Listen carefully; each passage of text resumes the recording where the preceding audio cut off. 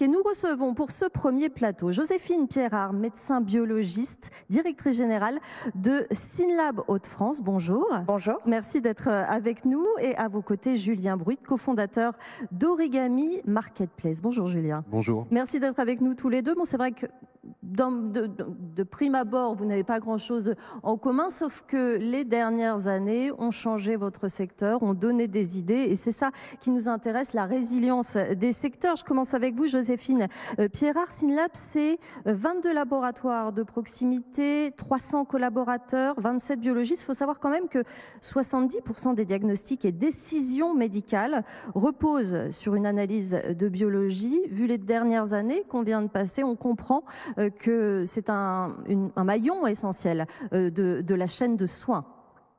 Oui, tout à fait. Donc Synlab Hauts-de-France appartient au réseau de laboratoires Synlab, qui est présent en Europe et au-delà. Nous sommes implantés dans la métropole lilloise, le bassin minier, l'Artois, donc le Nord et le Pas-de-Calais, historiquement, depuis de nombreuses années. On est un acteur local, mais ça s'est beaucoup transformé, effectivement. Donc 350 collaborateurs. 350 maintenant. 350 environ, avec les biologistes. Oui. Ils travaillent chaque jour avec différents métiers qui sont représentés.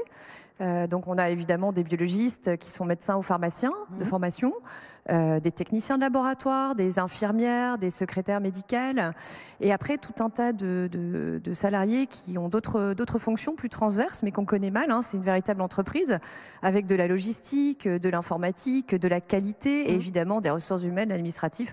Tout ce qu'on trouve dans une société structurée. Vous parliez de transformation chez Synlab. Ça s'est matérialisé comment ces dernières années, ces derniers mois, ces transformations dans votre entreprise? Alors ça s'est matérialisé par une transformation au départ organisationnelle qui était présente même avant la crise sanitaire, parce qu'on a beaucoup parlé de laboratoires dans la crise sanitaire, mais déjà avant nous avions entamé cette transformation parce que l'implantation est large avec une organisation en site de prélèvement et en plateau technique. Donc tout ça, ça s'est structuré sur une dizaine d'années et les métiers ont évolué au fur et à mesure.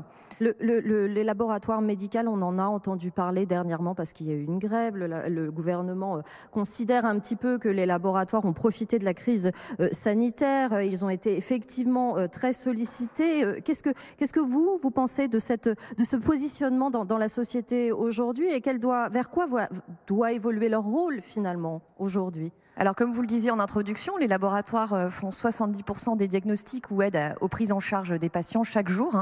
Donc, on est là pour les patients et pour nos partenaires en santé, les médecins avec lesquels on collabore chaque jour.